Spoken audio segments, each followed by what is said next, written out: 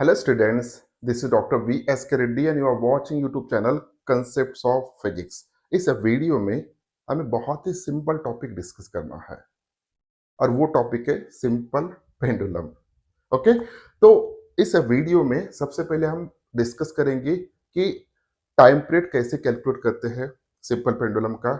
उसके बाद हम डिस्कस करेंगे कि टाइम पीरियड किसके ऊपर डिपेंड होगा और किसके ऊपर डिपेंड नहीं होगा। सबसे लास्ट में हम ये देखेंगे कुछ इंपॉर्टेंट एग्जांपल्स या एमसीक्यूज जिसके ऊपर सिंपल पेंडुलम के ऊपर पूछे जा सकते हैं नीट या जेडब्ल्यू के एग्जाम में। So without wasting time let us start one by one. सबसे पहले हम यहाँ पे सिंपल पेंडुलम को इमेजिन करते हैं। सो this is a example of the simple pendulum. बहुत ही सिंपल होता है। ओके, तो यहाँ पे एक heavy Bob which is attached to one string and another end of that string is connected to this rigid support. Imagine that ये जो heavy bob है इसका मास हम कंसिडर करेंगे m। तो small m be the mass of that pendulum या mass of that bob which is oscillating, and imagine that L be the length of that pendulum। क्या sir ये स्ट्रिंग का length है? नहीं सर, ये string का length नहीं है, ये पेंडुलम का लेंथ है। तो सर स्ट्रिंग का लेंथ और पेंडुलम के लेंथ पे क्या डिफरेंस होता है, ये हम सबसे पहले समझते हैं। तो मान के चलिए कि एक पेंडुलम कुछ इस तरीके का है। ओके, सो अगर हम देखते हैं तो स्ट्रिंग यहां से स्टार्ट हुआ और यहां पे एंड हुआ, लेकिन जो भी एल हम यहां पे इमेजिन कर रहे हैं, this L is a length of the pendulum. तो लेंथ ऑफ द पेंडुलम क्या होता है सर? तो सबसे पहले जो भी बॉब होगा उसका सेंटर ऑफ मास आपको फाइंड आउट करना है। तो सेंटर ऑफ मास से लेके तो रिजिड सपोर्ट तक जो भी लेंथ होगा, this is a length of the pendulum, जो कि स्ट्रिंग से लेंथ से ज्यादा होना चाहिए। ओके सर, अगर किसी केस में किसी एक्सपेरिमेंट में ये जो भी बॉब है ये अगर बहुत बड़ा लेते हैं तो इसका सेंटर ऑफ मास अगर ये यूनिफॉर्मली डिस्ट्रीब्यूटेड है तो सेंटर ऑफ मास सेंटर पे आएगा, तो उस पेंडुलम का लेंथ यहां से लेके यहां तक होगा। तो हमेशा याद रखिएगा कि length of the pendulum means उस बॉब के सेंटर ऑफ मास से लेके तो रिजिड सपोर्ट तक का जो भी लेंथ होगा, that length is called as an length of the pendulum. Clear हो गया सर? ओके सर, अब नेक्स्ट यहां पे मान के चलिए जब ये ऑसिलेट हो रहा है तो this one is a mean position या equilibrium position. Okay, equilibrium position, क्योंकि जब ये बॉब इक्विलिब्रियम पोजीशन पे होगा तो उसके ऊपर कोई भी रिस्टोरिंग फोर्स एक्ट नहीं होगा, वो स्टेबल, अगर यहाँ पे तो ऑसिलेट नहीं होगा, वो वहीं पे रहेगा। अब इसको हम रोक लेते हैं। ओके, सो ये अब रुक गया। अब यहाँ पे जब वो यहाँ पे होगा, यहाँ से हम एक साइड में इसको ला रहे इस पॉइंट पे, यहाँ पे हमने लाके उसको रोक दिया कुछ देर।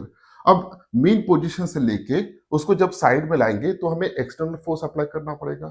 ओके, तो कुछ एक्सटर्नल फोर्स अप्लाई करके इसको हमने साइड में ला लिया। ओके, तो ऐसी सिचुएशन में जब वो इस पॉइंट पे हम इमेजिन करते हैं उस पेंडुलम को, उस सिचुएशन में इसके ऊपर कितने फोर्सेस एक्ट हो रहे हैं? द आंसर इज दैट यहाँ पे उस बॉब का जो भी मास है, that mass is a m। तो उस मास की वजह से उसके ऊपर एक ग्रेविटेशनल फोर्स एक्ट होना चाहिए, that gravitational force is a m into g. Okay sir, क्या इसके अलावा और कोई फोर्स एक्ट होगा? यस सर, और एक फोर्स एक्ट होगा। वो कौन सा होगा सर? वो टेंशन प्रोड्यूस होगा उस स्ट्रिंग में जब उसको साइड में लेके जाएंगे या मेन पोजीशन पे भी। तो जो भी टेंशन इस स्ट्रिंग में प्रोड्यूस हो रहा है उस टेंशन का डायरेक्शन कुछ इस तरीके का होगा, ऊपर के डायरेक्शन में। ओके सर, क्या इन दोनों फोर्सेस के अलावा उस बॉब के ऊपर और कोई फोर्सेस एक्ट हो रहे हैं? आंसर इज दैट नॉट, सिर्फ ये दोनों फोर्सेस वहां पे एक्ट हो रहे हैं। ओके सर, अब हम क्या करेंगे, अब हम इस mg को रिजॉल्व कर लेंगे along this two direction. Okay, तो ये दो परपेंडिकुलर डायरेक्शन में इस mg को हमें रिजॉल्व करना है। रिजॉल्व करने के लिए हमें ये एंगल पता होना चाहिए। मान के चलिए कि ये एंगल थीटा है। ओके, इस स्ट्रिंग ने वर्टिकल के साथ इस पोजीशन पे जो भी एंगल किया है, that angle imagine that it is a theta. अगर ये एंगल थीटा है तो ये भी एंगल थीटा होना चाहिए सर। क्यों सर? क्योंकि ये इसको पैरेलल है और ये लाइन इसको पैरेलल है, तो ये एंगल अगर थीटा है तो ये भी एंगल थीटा होगा सर। Okay sir. अब यहाँ पे जो भी फोर्स को हमें रिजॉल्व करना है, तो ये फोर्सेस जब हम रिजॉल्व करेंगे mg को along this two perpendicular direction, तो इस डायरेक्शन में कौन सा कंपोनेंट आएगा सर? इस डायरेक्शन में आएगा mg cos थीटा, और इस डायरेक्शन में कौन सा आएगा sir? mg sin theta. Okay sir. अब mg को हम भूल जाते हैं क्योंकि mg को हमने रिजॉल्व कर लिया along this two perpendicular direction. अब mg cos थीटा इस पेंडुलम सॉरी इस बॉब के ऊपर एक्ट हो रहा है नीचे के डायरेक्शन में, और टेंशन ऊपर के डायरेक्शन में एक्ट हो रहा है। ना तो ये बॉब ऊपर जा रहा है ना तो नीचे जा रहा है, therefore in this direction okay वो इक्विलिब्रियम कंडीशन पे है, मींस mg cos थीटा ये t को बैलेंस कर रहा है। So t is equals to mg cos theta. हमें एक इक्वेशन मिल गया जो कुछ काम का नहीं है। ओके तो ये बैलेंस कर रहा है। ओके अब दूसरा कंपोनेंट बचा है mg sin थीटा, जो कि इस डायरेक्शन में एक्ट हो रहा है उस बॉब के ऊपर। अब ये mg sin थीटा कंपोनेंट उस बॉब को मेन पोजीशन पे लाना चाहता है। कहां पे लाना चाहता है सर? मेन पोजीशन पे लाना चाहता है। तो इस mg sin थीटा को हम रिस्टोरिंग फोर्स कहेंगे। ओके सो यहाँ पे जो भी रिस्टोरिंग फोर्स है, that restoring force which is equals to minus mg sin theta. So इतना रिस्टोरिंग फोर्स उस बॉब के ऊपर एक्ट हो रहा है, उसको मेन पोजीशन की तरफ लाना चाहता है, यानी इस पॉइंट पे लाना चाहता है। Okay sir. अब हमने माइनस क्यों लिया सर? माइनस हमने इसलिए लिया, जैसे जैसे ये बॉब को हम दूर लेके जाएंगे वैसे वैसे थीटा बढ़ेगा, वैसे वैसे साइन थीटा बढ़ेगा। अगर साइन थीटा की वैल्यू बढ़ता है ओके तो यहाँ पे रिस्टोरिंग फोर्स भी बढ़ेगा, लेकिन थीटा का जो भी एंगुलर डिस्प्लेसमेंट हो रहा है और एफ आर रिस्टोरिंग फोर्स, इन दोनों के डायरेक्शंस अपोजिट होंगे। तो रिस्टोरिंग फोर्स इस डायरेक्शन में एक्ट हो रहा है और डिस्प्लेसमेंट उसका उस डायरेक्शन में हो रहा है, इसलिए हम यहाँ पे माइनस ले रहे हैं। तो restoring force is equal to minus mg sin theta, इतना तो हमें समझ में आ गया। अब न्यूटन का एक लॉ पता होगा आपको, force is equal to mass into acceleration. Okay अगर किसी भी ऑब्जेक्ट के ऊपर फोर्स एक्ट होता है तो उसका एक्सेलरेशन होना चाहिए। According to this law force is equal to mass into acceleration. तो इस न्यूटन के लॉ को यहाँ पे हम इमेजिन करते हैं। उस बॉब का मास कितना है? m, उसका एक्सेलरेशन हम इमेजिन करेंगे a, so this is equal to minus mg sin theta. Okay sir.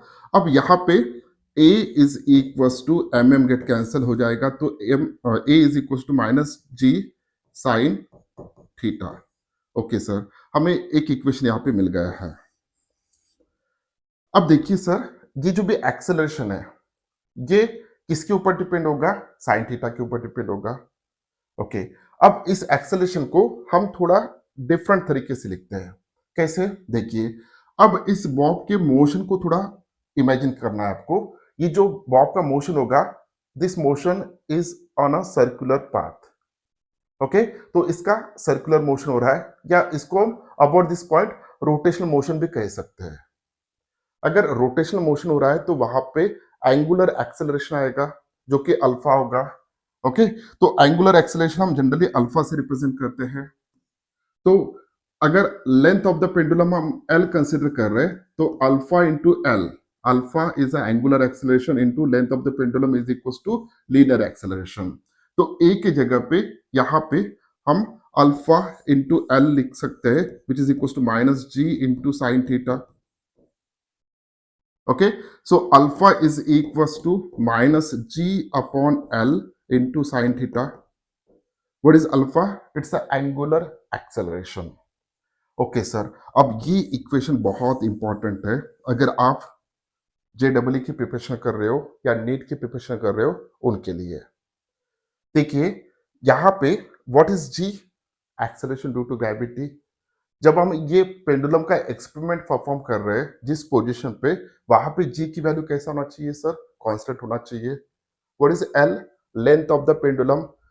Particularly उस एक्सपेरिमेंट में एल कैसा होगा सर? कांस्टेंट होगा। अब कांस्टेंट अपॉन कांस्टेंट कांस्टेंट होता है। ओके, सो यहां पे हमें ये दिख रहा है कि this alpha is proportional to minus of sine theta. Okay sir, alpha is proportional to, alpha जो भी है it is proportional to minus of sine theta. तो what is alpha? Angular acceleration. लेकिन यहां पे माइनस साइन थीटा है। Okay, अगर इसको एक सिंपल हार्मोनिक मोशन का जो मेन कंडीशन होता है अगर वो याद है आपको, तो acceleration is proportional to minus of X. What is X? Linear displacement. What is alpha? What is A? It's a linear acceleration. So linear acceleration अगर proportional to minus of X होता है तो ये बेसिक कंडीशन है। This is a basic condition of simple harmonic motion. Okay sir, तो लेकिन इसको angular acceleration, sorry linear acceleration को अगर हम एंगुलर एक्सेलरेशन यहाँ पे एनालॉगस कंसिडर कर रहे हैं तो यहाँ पे डिस्प्लेसमेंट की जगह पे किसने लिया? साइन थीटा लिया। यहाँ पे क्या होना चाहिए था? थीटा होना चाहिए था। ओके, तो फिलहाल के कंडीशन में जो भी इसके जो भी oscillations होंगे, this type of oscillation is not a angular simple harmonic motion. उसके लिए हमें एक कंडीशन यहाँ पे कंसिडर करना पड़ेगा। वो कंडीशन क्या है? वो कंडीशन है स्मॉल एंगल अप्रोक्सीमेशन का। तो क्या होता है सर स्मॉल एंगल अप्रोक्सीमेशन? अगर इसका जो भी साइड में लेके आए, अगर थीटा की वैल्यू बहुत कम रखते हैं, it may be 3 degree, it may be 2 degree, it may be 1 degree, like this one. अगर थीटा की वैल्यू बहुत कम रखते हैं इसके ऑसिलेशन में, जब ऑसिलेशन होंगे तो एंगुलर डिस्प्लेसमेंट बहुत कम रखते हैं, तो उस स्मॉल एंगल के लिए हम यहां पे लिख सकते हैं sine of theta is approximately equals to theta. Okay sir, अगर ये फुलफिल करते हैं तो यहाँ पे for small angle approximation we can write this equation alpha is equals to minus g upon L into theta. Okay, small angle अगर आप imagine कर रहे हो तो ये सिचुएशन आ रहा है। अब इस सिचुएशन में आपको दिखेगा कि जो भी अल्फा होता है, this alpha is proportional to minus of theta. Okay, so angular acceleration is proportional to minus of angular displacement, linear acceleration is proportional to minus of linear displacement। तो ये कंडीशन है SHM का, तो यहाँ पे भी हमें SHM मिलेगा provided that sine theta should be approximately equals to theta. यानी ये स्मॉल एंगल के लिए पॉसिबल है। और स्मॉल एंगल अगर हम कंसिडर करते हैं, ओके, उसका जो भी यहाँ पे साइड में लेके आए थे उस पर थीटा की वैल्यू अगर बहुत कम रखते हैं, बहुत कम रखते हैं, मैंने वैल्यू बताया था उसको लेस देन 5 डिग्री, तो इसके जो भी ऑसिलेशन होंगे that is a angular acceleration, sorry, इसके जो भी ऑसिलेशन होंगे that is one is a angular simple harmonic motion. तो यहाँ पे ये कंडीशन हमें मिल रहा है। अब इसको हम स्टैंडर्ड इक्वेशन से कंपेयर करेंगे। स्टैंडर्ड इक्वेशन कौन सा है सर? स्टैंडर्ड इक्वेशन है acceleration is equals to minus omega square into X. So this is a SHM के लिए कंडीशन है। ओके, सो ये क्या है sir? Alpha angular acceleration, a analogous to linear acceleration है, ये दोनों एनालॉगस है। Angular displacement, linear displacement. तो यहाँ पे G अपॉन एल ये जो भी कांस्टेंट है और यहाँ पे ये भी कांस्टेंट है, तो हम लिख सकते हैं कंपेयर करने के बाद omega square is equals to G upon L.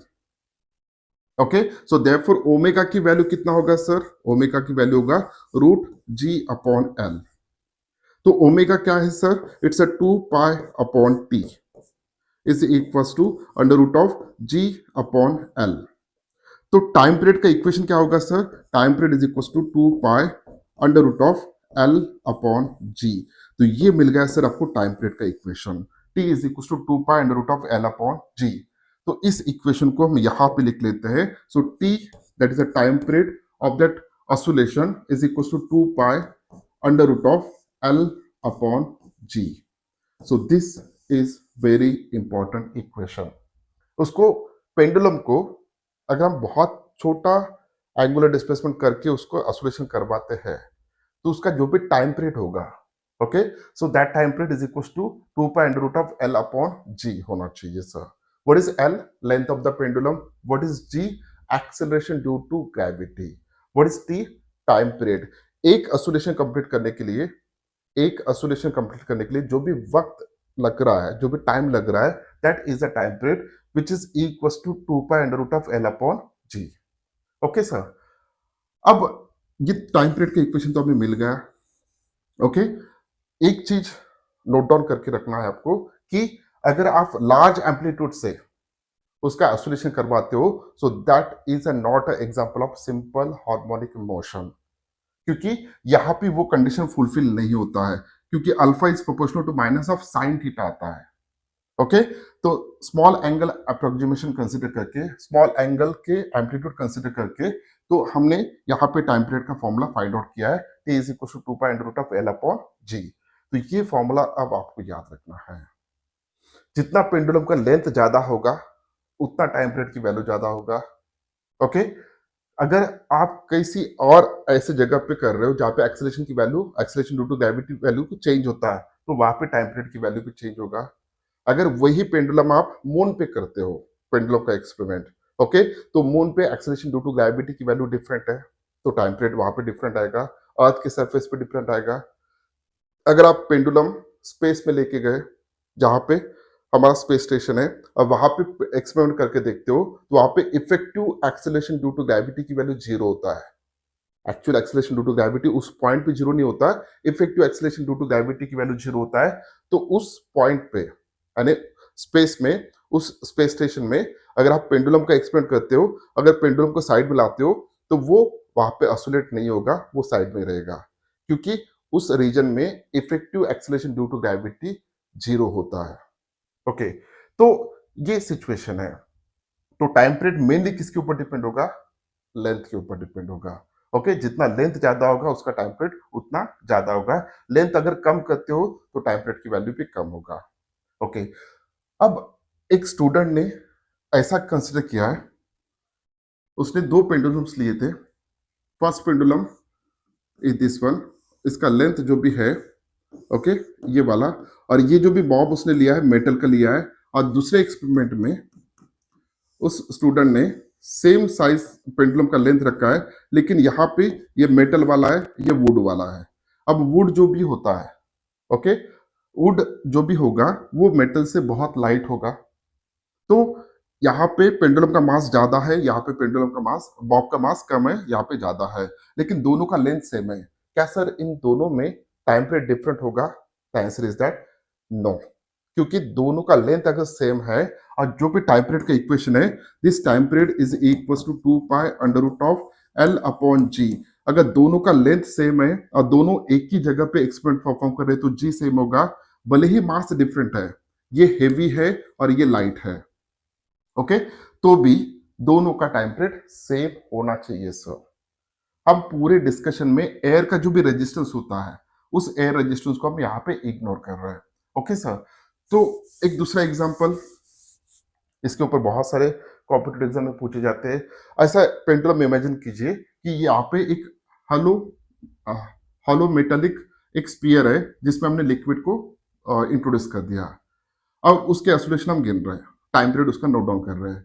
अब बाद में हमने क्या किया, इसको छोटा सा होल कर दिया, सो दैट लिक्विड में से जो सॉरी इस होल में से जो भी लिक्विड है ये नीचे आ रहा है। अब ऐसे सिचुएशन में, ओके, उसका टाइम पीरियड क्या होगा सर? क्या आप इमेजिन कर सकते हो? जब ये पूरा पैक था, उस वक्त इसका सेंटर ऑफ मास जो था, सेंटर ऑफ मास ये सेंटर पे आ रहा है। ओके, तो यहां से लेके यहां तक का इफेक्टिव लेंथ होगा, लेंथ ऑफ द पेंडुलम। लेकिन जैसे जैसे पानी इसमें से निकलेगा बाहर, जैसे हम होल कर देंगे, सो वाटर जैसे जैसे निकलेगा, वैसे वैसे, ओके, वाटर का जो भी लेवल है वो नीचे नीचे आते जाएगा। तो इफेक्टिव जो भी सेंटर ऑफ मास होगा वो नीचे आ रहा है, और नीचे आ रहा है तो ऑब्वियसली नीचे अगर आ रहा है तो लेंथ बढ़ रहा है, अगर लेंथ बढ़ता है तो टाइम पीरियड भी बढ़ेगा। लेकिन पूरा पानी निकल जाने के बाद फिर से क्या हो रहा है, यहाँ पे फिर से सेंटर ऑफ मास इसका यहाँ पे आ गया। तो इनिशियल जितना टाइम पीरियड था जब वाटर फुल था उसमें, तो उतना ही टाइम पीरियड अब एम्प्टी होने के बाद भी रहेगा। तो इसके ऊपर क्वेश्चंस पूछे जाते हैं। ओके, नेक्स्ट, मान के चलिए कि एक लिफ्ट में आप हो और यहाँ पे पेंडुलम को सस्पेंड किया है। अब इस पेंडुलम के ऑसिलेशन आप स्टडी कर रहे हो और लिफ्ट सबसे पहले स्टेबल है, ओके, उस वक्त आपने टाइम पीरियड नोट डाउन किया, टी है। लेकिन अब जब लिफ्ट ऊपर मूव हो रहा है विथ कांस्टेंट एक्सेलरेशन, तो उस वक्त क्या उस पेंडुलम का टाइम पीरियड सेम रहेगा? The answer is that not, क्योंकि जो भी टाइम पीरियड होता है it is equal to 2 pi under root of L upon g. तो इसमें जी जो भी इफेक्टिव होगा, अगर ये लिफ्ट ऊपर एक्सलेट हो रहा है, ओके, ऊपर एक्सलेट हो रहा है, तो डेफिनेटली जी इफेक्टिव की वैल्यू चेंज होगा, तो टाइम पीरियड चेंज होगा। अगर नीचे लिफ्ट नीचे एक्सलेट हो रहा है, ओके, नीचे एक्सलेट हो रहा है, तो क्या उस वक्त भी टाइम पीरियड की वैल्यू डिफरेंट रहेगा? मान के चलिए जो जिस केबल से ये अटैच था वो केबल टूट गया। अब जैसे केबल टूट जाएगा तो पूरा सिस्टम, पूरा लिफ्ट अलॉन्ग विथ पेंडुलम नीचे आ रहा है with acceleration due to gravity g, okay. तो उस वक्त effective acceleration due to gravity कितना होना चाहिए सर? जीरो होना चाहिए। तो टाइम पीरियड की वैल्यू कितना आएगा? इनफाइनाइट आएगा, मीन्स वो वहां पे ऑसिलेट नहीं होगा। तो ऐसे बहुत सारे एमसीक्यूज कॉम्पिटिटिव एग्जाम में पूछे जाते हैं। तो इस वीडियो में हमने simple time period, sorry, simple pendulum का टाइम पीरियड कैसे फाइंड आउट करना है वो डिस्कस किया है, और साथ ही साथ कुछ किस टाइप के क्वेश्चन इसमें पूछे जाते हैं वो भी हमने डिस्कस किया है। मिलते हैं नेक्स्ट वीडियो में, तब तक के लिए thank you very much, bye bye.